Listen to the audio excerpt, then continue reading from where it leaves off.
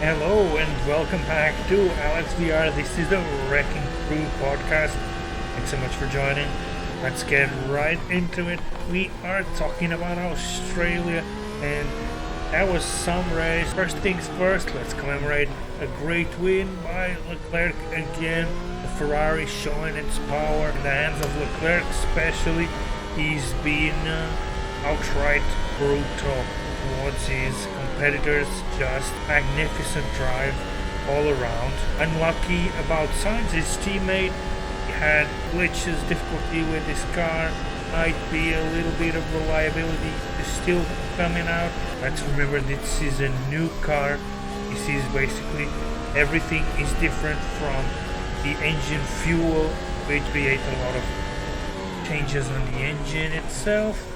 Also, the whole chassis and suspension part will be different, and the aerodynamic due to the new rules regarding the ground force effect, which will make the way the cars grip onto the track quite different from what we had before. So this is still kind of new to these teams, fixing these engines with these aerodynamic package. Still, it was a good performance from the Ferrari engines again. They were pretty strong, everyone. Bottas getting P8 and a good race display.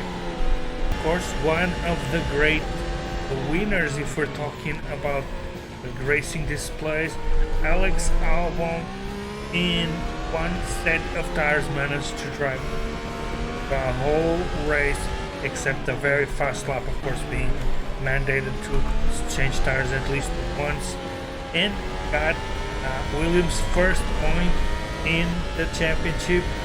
And that was very interesting and very surprising. And he managed to edge out the Guan Yu Zhou, who got a very respectable P11 on the Alfa Romeo on its first season, and he's been in the points before, and I'm sure we'll be able to see him in the points again.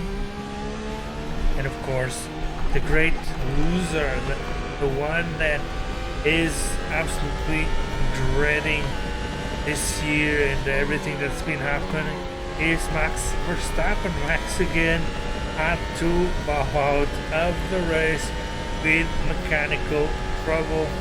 Once more, the car giving up, and a lot of fire coming from the back of that Red Bull.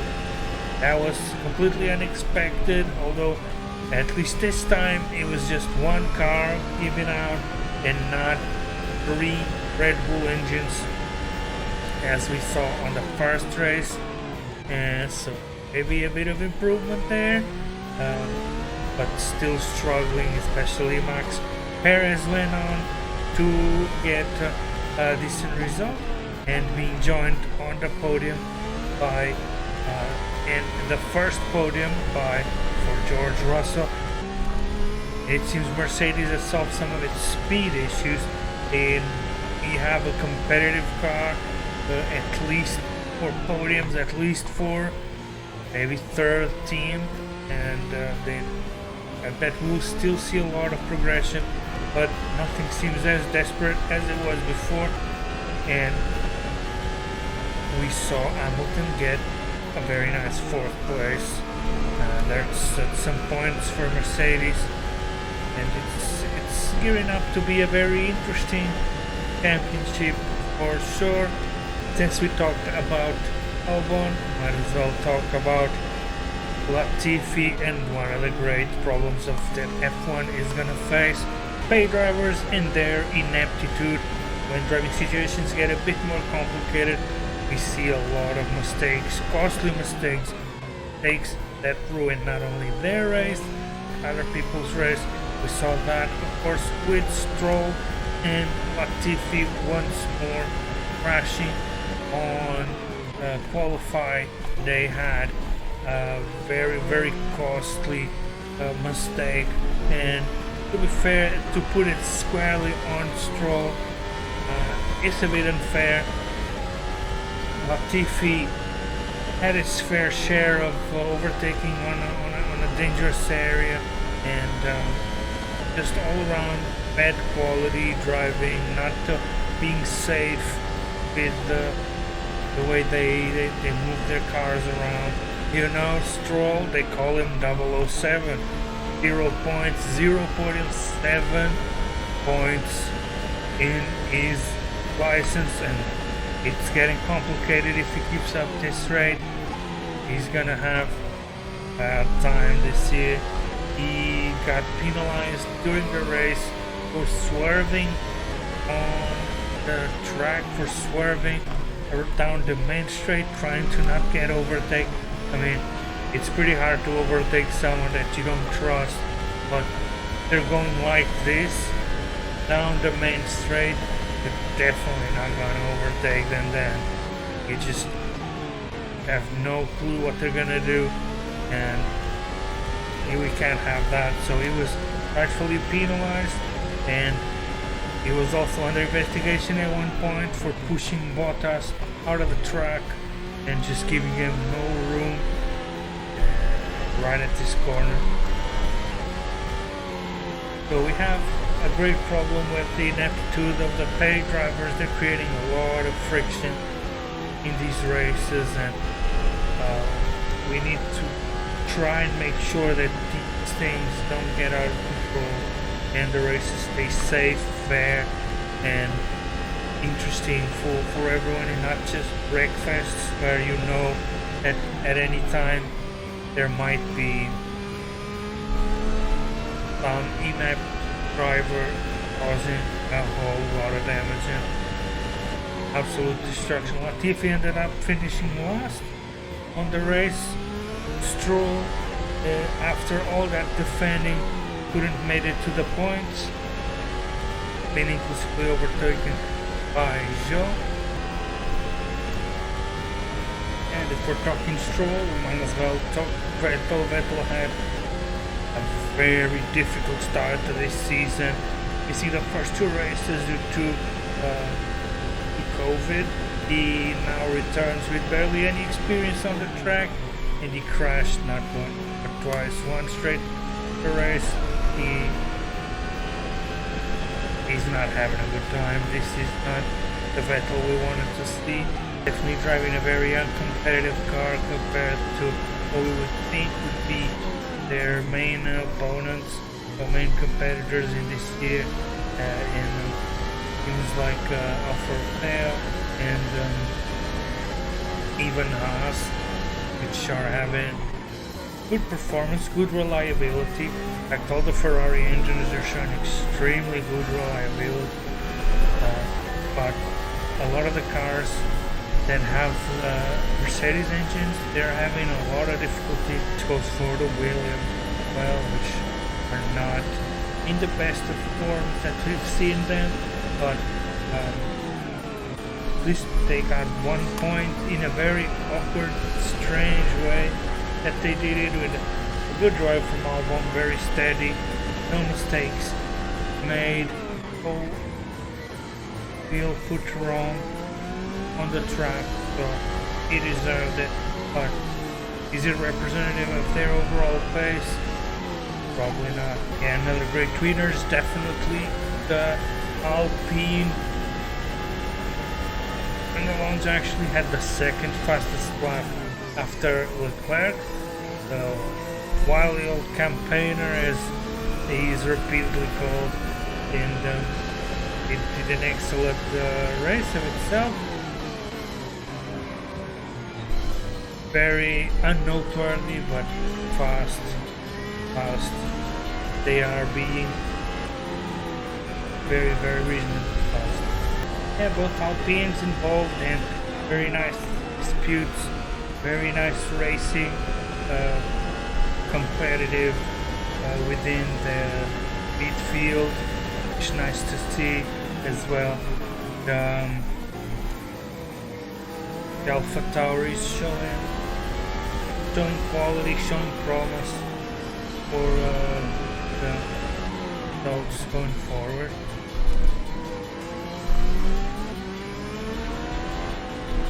It is probably Mercedes still the achiever from what would be expected.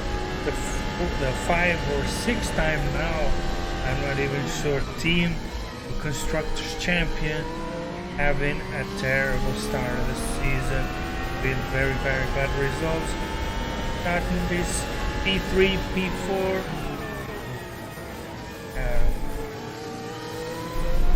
they are on the upward. Getting this P3 and P4, they are on the upward tick, which is good to see for the sport. At some point we had Hamilton. At some point we had Leclerc, Verstappen and Hamilton all fighting for the same piece of road and going at it, which was good to see. It was very interesting, and it's something we hope to see up front. Many cars competing, many cars fighting for those top positions, being very aggressive, competitive with each other. That's what makes good racing for sure. Racing, in fact, was not helped by the track modifications that we saw, and I'm gonna take you through them and we'll see why does it make for poorer racing. Although the first corner stays the same, that part, it would be good for an overtaking maniac, and there we have the DRS. This second part will also have DRS and stay the same as it was before. Once we get to the more technical part of the circuit, we can see right here how much this corner has changed. It would be much more around here, forcing a much deeper corner. Now it's much wider and much faster to get on it. And the old chicane that would be here, we would have to turn in, turn out, and then get onto this straight. Now that the chicane is gone and it is flat out basically through here. These corners thankfully stayed the same. The chicane, not too bad. A wider track around here. Also wider around this corner, maybe trying to get overtake here, but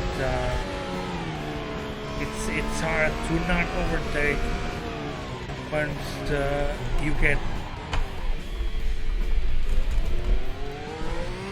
It's gonna be hard to overtake there if you have two DRS zones straight one after the other in this straight and on the next straight. That's where you're gonna choose to overtake.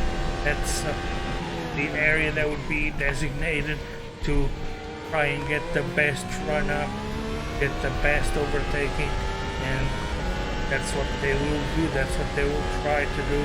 If you get a good run through here, then once you get to the more technical part,